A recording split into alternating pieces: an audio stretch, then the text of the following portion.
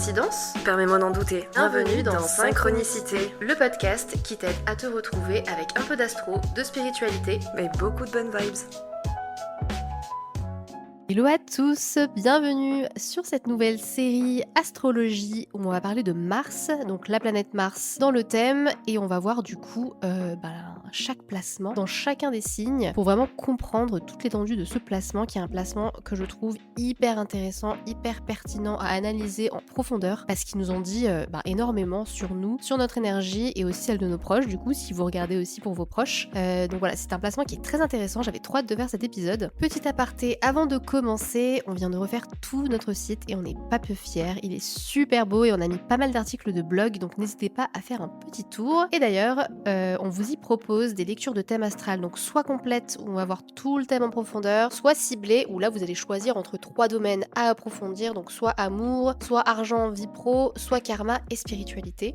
Karma et spiritualité, là on plonge un peu dans les profondeurs du thème, on regarde un peu les vies antérieures, le karma, qu'est-ce que votre thème nous dit du karma que vous portez tout simplement. Donc c'est vraiment 3 thèmes hyper intéressants. Donc si ça vous intéresse, les informations sont dans la description ou la barre d'infos selon là où vous nous écoutez. Si vous avez des questions, bien sûr, n'hésitez pas à nous les poser en commentaire ou en message privé. Et on commence tout de suite avec la description de Mars. Alors, Mars en astrologie, c'est vraiment pas une planète qui est douce, c'est vraiment une planète qui est brute, vivante, instinctive, qui nous parle de l'action, qui parle du feu intérieur, du désir, des pulsions qu'on peut ressentir, du mouvement aussi. C'est vraiment la planète qui va montrer avec quelle force on agit.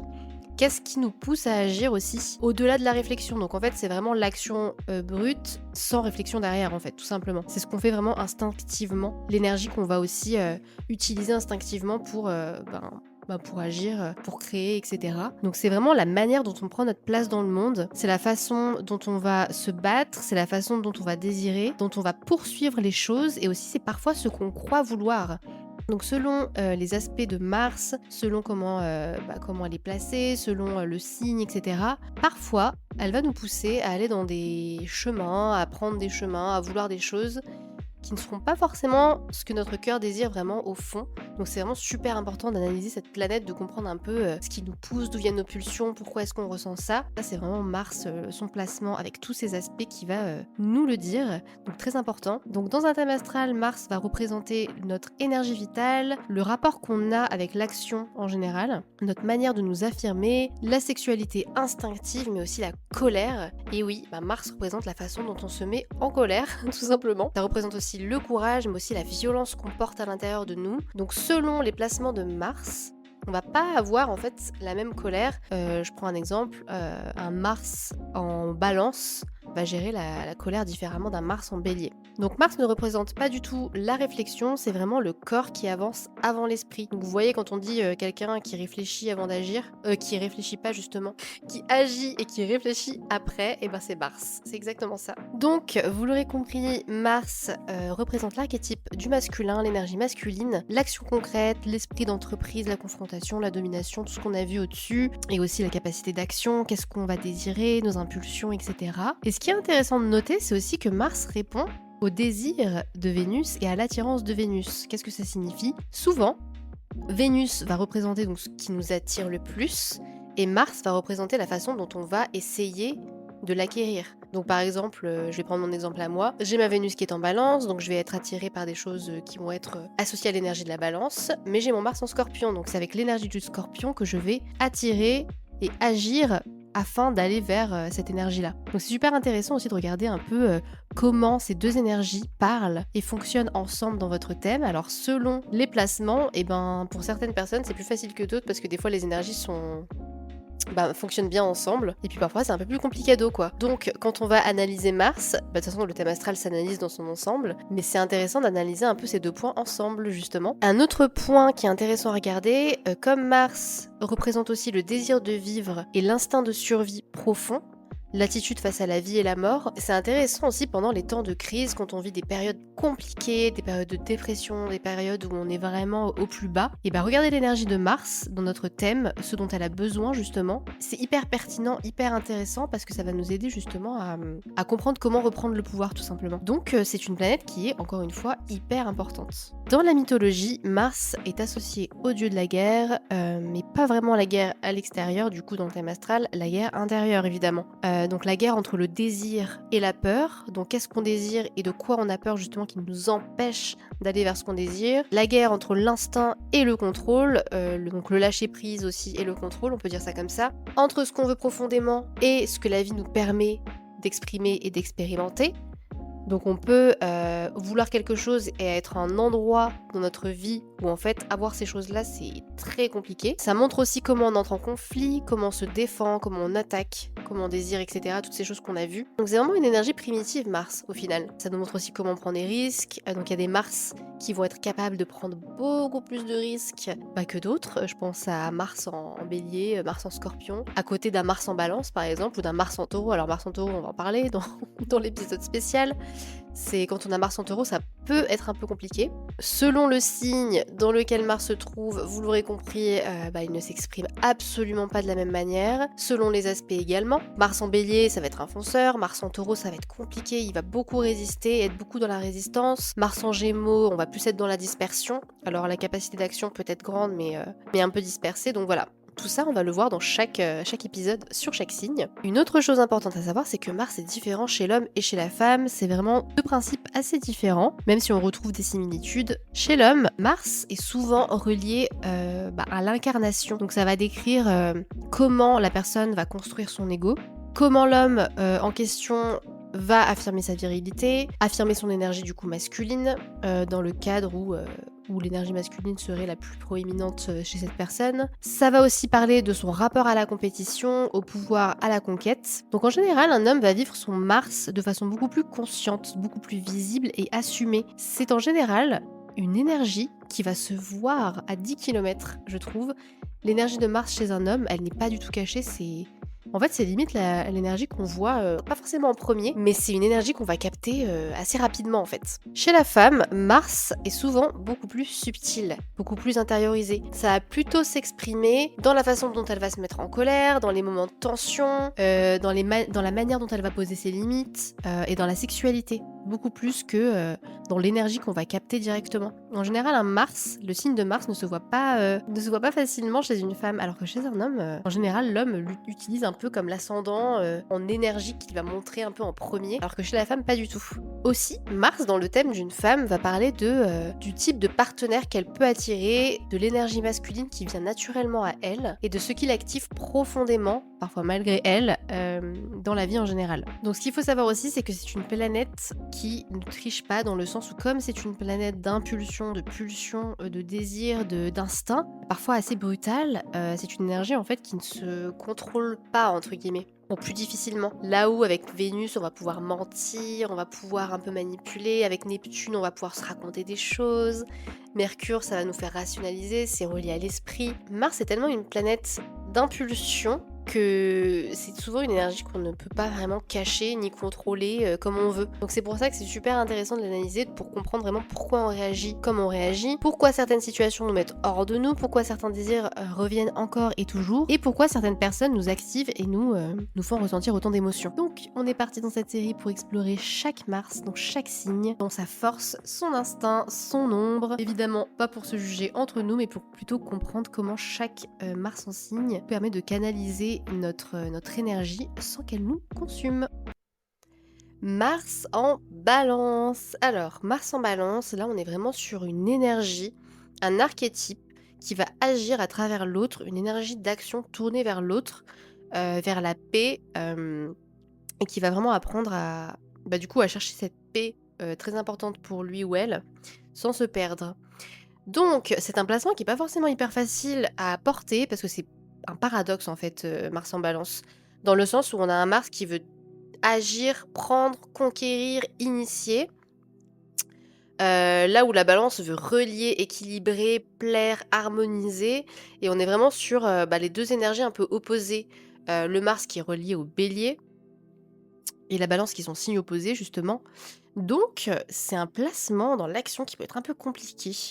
Hem, c'est pas que l'énergie disparaît en fait, hein, quand elle se trouve en balance, mais elle change vraiment, de bataille en fait et c'est un peu compliqué pour les personnes qui le portent. Enfin ça peut être un peu compliqué, hein, ça l'est pas pour tout le monde. Quand on agit vraiment avec, pour ou à travers l'autre et dans une société où on nous pousse à être ultra indépendant, on nous dit qu'il faut d'abord s'aimer avant d'aimer les autres, et il faut d'abord être tout seul, et il faut être individuel avant de nanana, machin truc. Mais non, en fait. C'est comme quand on dit à un lion arrête d'avoir besoin d'attention, arrête de nanana. Mais en fait, les amis, chaque archétype a des besoins différents. Et en fait, la balance a besoin des autres et ne peut pas évoluer comme elle le devrait sans les autres, sans le lien. Heu, c'est vraiment très différent, une façon d'avancer pour la Balance et une façon d'avancer pour le Sagittaire ou le Lion, par exemple. Donc ça, c'est vraiment des choses super importantes. Je trouve que quand on comprend les archétypes et quand on comprend son énergie et qu'on se dit: «Ah mais oui, mais en fait, j'accepte enfin ça chez moi, j'accepte enfin que j'ai besoin des autres, j'accepte enfin que j'ai besoin d'attention, j'accepte enfin que j'ai besoin de ça». Je trouve que c'est tellement plus facile d'avancer dans la vie plutôt que se dire: ah bah non, bah faut d'abord que je m'aime, faut d'abord que je sois seule et cetera. Si vous sentez que c'est bon pour vous, alors il y a pas de souci, hein. Clairement, faut vraiment faire ce que vous sentez qui est bon pour vous. Mais c'est vrai que dans une société qui value, l'indépendance à outrance, l'individualité à outrance, bah, pour des personnes qui ont beaucoup de placements, du coup en balance, ça peut être compliqué, quoi. Donc vraiment être, à cheval là-dessus et se dire: «OK, si je sens que j'ai besoin de ça, c'est que ça doit être bon pour moi, quoi».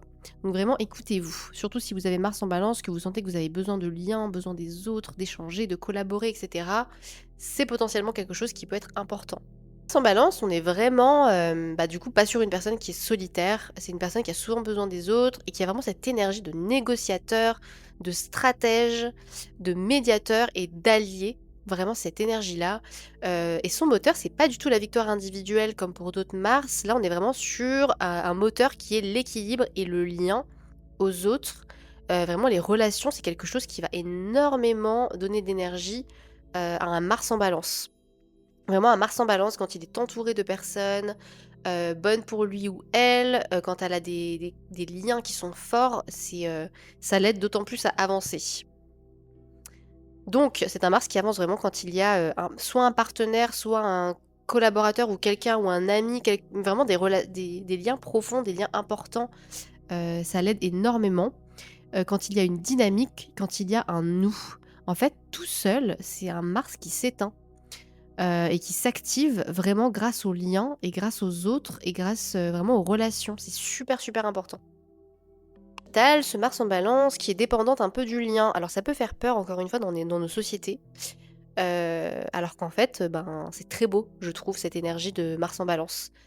C'est une énergie qui peut vraiment être très belle, mais encore une fois, il faut vraiment trouver ces relations-là ou cette relation, pas besoin d'en avoir 10 000, mais qui fait vraiment circuler cette énergie. Donc Mars en Balance a souvent besoin soit d'un partenaire amoureux, soit d'un associé, soit d'un binôme ou d'un cercle social, mais quelque chose qui le fait se sentir motivé, vivant, désireux, parce que l'isolement chez un Mars en Balance, c'est très compliqué. C'est vraiment le lien qui allume ce feu et qui permet du coup à l'énergie de la Balance de sortir, de ressortir et de vraiment être dans l'action. Parce que la Balance, je trouve que c'est une énergie, quand on parlait des énergies flemmards, de flemme, c'est une énergie enfin, la Balance peut être un archétype qui peut avoir la flemme, dans le sens où c'est pas forcément, l'auto-sabotage comme la Vierge qui va la bloquer, c'est pas forcément, le manque d'estime qui va la bloquer, c'est vraiment la flemme, quoi. Ça existe chez la Balance vraiment d'avoir envie d'être posé, de profiter des plaisirs. Comme le Taureau, en fait, c'est des signes vénusiens qui aiment être dans le plaisir et pas forcément, dans, l'action de, «Il faut faire ça et faire des choses que j'ai pas envie de faire» et cetera. Qui peut avoir du mal. Donc c'est vrai que sans lien, sans boost, en fait, la Balance peut avoir du mal à avancer, quoi. Mais encore une fois, quand je dis ça, c'est vraiment en tant qu'archétype. Je dis pas que toutes les Balances et que les Mars en Balance ont la flemme, pas du tout. Pas du tout, pas du tout. La Balance, encore une fois, est une énergie qui peut faire de grandes choses, mais voilà, qui peut se retrouver un peu dans cette énergie de, «Ah bah, j'aime bien être posée et tout, du coup j'avance pas» ou alors, «Je me sens trop seule, j'ai un peu du mal» et cetera. Donc faut vraiment comprendre, ce qui peut aider, cette énergie-là à avancer. Un autre petit point noir, de Mars en Balance, ça va être l'indécision. Et c'est pas parce qu'elle est faible, mais c'est parce que aussi son désir se construit souvent en miroir. Donc en fait, il faut savoir qu'une personne Balance ou une personne qui a beaucoup d'énergie Balance va se découvrir en échangeant, en se confrontant, en observant l'autre. C'est assez fou à quel point, les autres êtres humains en face vont l'aider à en apprendre énormément sur elle-même. C'est assez incroyable chez la Balance. Moi, je trouve ça assez beau, mais ce qui peut être dur, du coup, quand on se sent un peu seul, quand on se sent un peu isolé, là, ça peut être un peu plus compliqué de ressentir cette énergie. Mais c'est vrai que seul face à lui-même ou elle-même, c'est, une énergie qui peut se sentir un peu vide, un peu dans le flou, un peu hésitant, qui peut avoir du mal à prendre des décisions. C'est pourquoi un Mars en Balance aussi souvent, entre sous-réaction, dans le sens où elle s'adapte trop, et surréaction, des explosions soudaines. La Balance peut être très passive-agressive, beaucoup gardée en elle et puis exploser d'un seul coup. Mais ça, c'est parce que l'énergie martienne a été contenue un peu trop longtemps. Je trouve que chez un Mars en Balance, l'énergie de la Balance est un peu décuplée. C'est un peu comme, le Mars en Lion où en fait, on va grave ressentir cette énergie de la balance chez les personnes. Donc par exemple chez les femmes et même chez les hommes d'ailleurs, on va vraiment avoir des personnes ultra charmantes avec cette énergie de balance qui ressort, très gentilles, adorables, on a envie d'être avec eux, des gens assez populaires aussi en général. Mars en Balance en général, ouais, on est sur des gens pas mal populaires. Donc ça fait pas mal ressortir cette énergie de la balance. Mais du coup, ouais, on peut avoir des gens, qui du coup gardent trop, qui veulent trop maintenir la paix, qui n'osent pas dire ce qu'ils pensent vraiment, mais qui explosent d'un seul coup quand ils ont justement trop gardé. Ça, c'est propre à la Balance aussi. En général, Mars en Balance évite le conflit, évite la colère, elle temporise, elle essaye de tout comprendre, relativise tout le temps. Et par contre, quand c'est injuste, quand il y a des choses qui vont venir déclencher cette colère, c'est là que ça explose. C'est un signe qui a énormément de caractère, la Balance. On peut avoir l'impression qu'elle n'en a pas, parce qu'elle est très gentille, de prime abord, qu'elle a pas le temps en fait de s'énerver. En fait, la Balance n'a pas le temps, genre vraiment, prendre le temps de s'énerver et d'avoir cette énergie en elle, elle a pas envie. Mais il y a certaines choses qui peuvent quand même faire sortir de cette colère, notamment l'inégalité, l'injustice, les abus, le manque de réciprocité, et les injustices aussi relationnelles surtout. Là, quand la limite est franchie, c'est clair que là, d'un seul coup, elle explose et souvent on se dit: «Oh là là, mais qu'est-ce qui se passe et tout?» mais en fait, elle a juste trop contenu ou alors c'était vraiment le truc de trop ou le truc vraiment inacceptable pour elle, quoi. Mais ouais, c'est une colère qui peut sortir un peu maladroitement des fois, un peu trop fort, un peu trop tard aussi, parce qu'elle a pas été exprimée au bon moment. Souvent, ça c'est le problème de la Balance, c'est que, elle garde, elle garde, elle garde et puis ça sort d'un seul coup, on comprend pas trop, quoi. Donc ouais. Mars en Balance, il a pas mal ces énergies-là. Les ombres de Mars en Balance, ça va être aussi de se perdre dans l'autre, justement parce que du coup, on en revient à ce besoin de l'autre, qui n'est pas mauvais. Parce que vraiment, alors vraiment, ça c'est un truc qu'on entend de plus en plus, avoir besoin des autres, c'est pas bon, c'est manquer d'individualité, mais en fait, on est des êtres sociaux, on a besoin de l'autre. Ça c'est indéniable, d'autant plus pour la Balance. Mais du coup, le point noir, ça peut, dans les énergies négatives, se perdre dans l'autre, être dans l'hyper-compromis, la complaisance, et l'effacement de soi. La Balance peut s'effacer sans s'en rendre compte et se réveiller un jour et se dire: «Ah mais en fait, ça va pas du tout. En fait, je suis pas du tout, à ma place, quoi». Et c'est vrai qu'à force de vouloir préserver cette paix, ce bien-être et cetera, elle peut parfois dire «oui» alors qu'elle a pas envie. Sous-entendre des choses sans jamais vraiment dire ce qu'elle veut dire, rester alors qu'elle devrait partir et tolérer vraiment des choses, mais intolérables. Et puis un jour se réveiller et exploser, pour moi la Balance et Mars en Balance, c'est des gens qui peuvent par exemple, dans le cadre d'une relation, mais ça peut être aussi dans le cadre d'un travail, partir du jour au lendemain sans que personne comprenne pourquoi. Vraiment, c'est des gens qui peuvent se barrer d'un seul coup et vraiment laisser les gens en plan et ne rien dire et personne ne comprend et tout le monde est choqué, en fait. Mais c'est parce qu'en fait, elle a juste, tellement pris sur elle, tellement rien dit, tellement attendu que les gens aussi, devinent et se rendent compte des choses par eux-mêmes, parce que vraiment la Balance ne supporte pas que les gens ne se rendent pas compte par eux-mêmes des choses et disparaître. Mais la Balance disparaît toujours quand, c'en est trop, quoi. Donc vraiment, c'est un signe qui doit apprendre que poser un cadre, ce n'est pas rompre l'harmonie, mais la rendre possible. Faut s'affirmer. C'est un signe qui va apprendre tout au long de sa vie à s'affirmer en fait. Au niveau de l'amour, du désir, de la sexualité, Mars en Balance, c'est vraiment un grand romantique, un séducteur, vraiment un séducteur né. Je trouve que l'énergie de séduction, de charme, de la Balance, dans le Mars, il ressort, mais encore plus. Encore plus que pour un Balance solaire, ou lunaire ou ascendant en fait. Quoique ascendant, c'est aussi super fort, mais alors Mars en Balance, je trouve que vraiment, vu que l'action est, est réveillée par des énergies de Balance, là on est vraiment sur, des hommes qui sont ultra charmants, qui sont hyper forts dans le relationnel, mais vraiment super forts. Dans le Mars, l'énergie de la Balance est vraiment décuplée, quoi. C'est une énergie qui ressort énormément. Ça peut se voir encore plus qu'une personne qui a un soleil en Balance ou une lune en Balance. Et c'est vraiment un placement qui va adorer, la beauté, le charme, les jeux relationnels, mais sains bien sûr, se sentir vraiment désiré, courtisé. Le désir va vraiment passer par le regard, la parole, l'esthétique et les ambiances. La Balance, c'est un signe qui adore être entouré de beau et que les ambiances soient incroyables et qui adore les petits plaisirs simples de la vie, en fait. Donc elle va vraiment être vraiment, désireuse de ça. Mais par contre, il peut avoir du mal avec, le fait d'affirmer ses besoins, d'initier clairement les choses, et de vraiment trancher, quoi. Donc le désir existe, mais il a souvent besoin d'être, en accord avec l'autre et qu'il soit vraiment sur la même longueur d'onde que l'autre. Parce que vraiment, si la Balance sent le moindre petit couac, genre on n'est pas vraiment sur la même ligne, là il y a un truc bizarre et tout, elle a vraiment du mal. C'est vraiment compliqué, elle va pas initier, elle va pas forcer, etc. Donc elle va plutôt être en retrait et devenir un peu bizarre dans le sens renfermée, quoi. Donc super important, ouais, d'être vraiment en accord avec la personne en face. Chez l'homme, là, on est sur un placement qui est ultra délicat. La masculinité, elle est pas frontale, elle est vraiment très adaptable, relationnelle. Ce sont des hommes qui sont très très très forts dans le relationnel.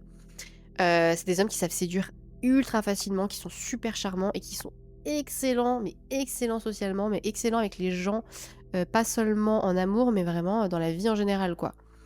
Qui sont facilement entourés, qui charment par la parole, par leur personnalité tout simplement. Donc vraiment très fort dans le social. Par contre, ce sont des hommes qui peuvent être hésitants, garder leurs options ouvertes, éviter l'engagement. Quand ils sont trop jeunes, souvent c'est des hommes qui s'engagent assez tard dans leur vie, souvent bien après le retour de Saturne, heu, mais parce qu'ils sont hésitants et qu'ils veulent vraiment faire le meilleur choix, et profiter des choix qui s'ouvrent à eux tout simplement. Et c'est vrai que quand il y a énormément de gens autour d'eux qui gravitent et cetera, sachant qu'ils ont besoin de ça aussi pour se développer eux, personnellement, ils ont souvent besoin de s'engager un peu plus tard. Alors bien sûr pas tout le monde, hein, mais c'est une possibilité. Et l'ego du Mars en Balance, il est souvent lié à la capacité d'être aimé, d'être apprécié et désiré. On a un peu cette similitude avec le lion aussi à ce niveau-là. Mais ça peut donner du coup un côté un peu Casanova, très diplomate et parfois opportuniste. Alors c'est vrai que les hommes qui ont Mars en Balance, en fait, ils savent user de leur charme pour obtenir quelque chose. Alors moi, je pense que c'est pas tout le temps mauvais. Là, dit comme ça, on dirait vraiment que c'est horrible. Mais c'est pas forcément mauvais si c'est fait dans le respect de l'autre, pas contre l'autre. C'est-à-dire que on prend des choses, oui, grâce à nos charmes, ok, mais faut que ça soit fait vraiment, que ça ait pas de conséquences négatives sur la personne en face. C'est-à-dire qu'on ne joue pas avec les gens, quoi. Tant que c'est fait comme ça va. Mais oui, bon, dans le côté négatif, un homme qui a Mars en Balance peut un peu jouer avec les sentiments des autres parce que, encore une fois, la Balance, je trouve que c'est le signe le plus fort dans la manipulation. On dit souvent que c'est le Scorpion, les signes d'eau, etc. Mais la Balance, vous ne pouvez pas soupçonner qu'elle vous manipule quand elle vous manipule, en fait, parce qu'elle est tellement agréable, tellement charmante, que du coup, c'est pour ça que je trouve que une Balance qui a travaillé ces énergies-là et qui est très forte socialement, etc., je trouve que c'est le signe qui manipule le mieux, mais le mieux. Donc, on fait attention, hein. Encore une fois, je donne des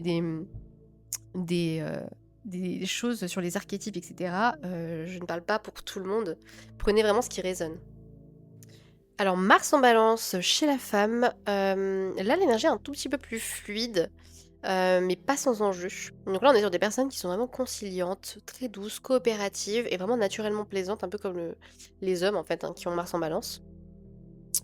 Et souvent elle va attirer des partenaires très affirmés, des personnalités qui sont très fortes. Et son défi du coup c'est de ne pas confondre harmonie et soumission. Vraiment la femme qui a Mars en Balance va apprendre tout au long de sa vie à ne pas se soumettre par obligation, de garder la paix, par ne pas se soumettre pour ne pas froisser, etc. Mais à vraiment prendre sa place et à s'affirmer en fait de la manière la plus juste pour elle, tout simplement.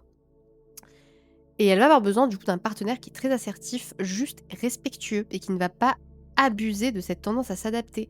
Ça le problème, c'est que quand les gens voient que vous vous adaptez, que vous êtes conciliante, etc., et ben ils peuvent se dire ah super, je peux faire ce que je veux. Mais du coup là, faut vraiment apprendre à poser ses limites. C'est très dur pour les balances. Moi, j'ai énormément de placements en balance. Il y a des cadres, notamment le cadre du professionnel en fait. Le reste ça va, mais alors le cadre professionnel, je peux avoir énormément de mal à m'affirmer. Donc vraiment, c'est quelque chose qu'on apprend à faire tout au long de sa vie quand on a des placements en balance. Hem, donc voilà. Mais le seuil de colère du coup pour, ce Mars en Balance, c'est souvent l'injustice, quand elle sent que c'est pas juste, qu'on ne la traite pas avec justesse et cetera. C'est là qu'elle se sent, plutôt beaucoup plus capable, j'ai envie de dire, de prendre sa place et de dire: «Stop» quoi. Mars en Balance, c'est vraiment un Mars qui vient apprendre à désirer sans culpabiliser, à dire non sans avoir peur et à s'affirmer, affirmer ses désirs et ses besoins, à agir sans se justifier, un peu comme la Vierge en fait, et à apprendre aussi que le conflit sain est créateur. Oser le conflit de manière saine pour poser ses limites et vraiment avancer, de façon plus plaisante. Parce qu'avancer en faisant toujours des concessions, c'est vraiment pas fou sur le long terme, quoi. Et quand il est aligné, ce Mars, c'est vraiment un Mars qui devient un leader. Vraiment, on n'en parle pas assez des énergies de leadership de la Balance, elles sont incroyables. Hem, Incroyables aussi dans les liens sociaux, défenseur et un partenaire vraiment puissant et loyal.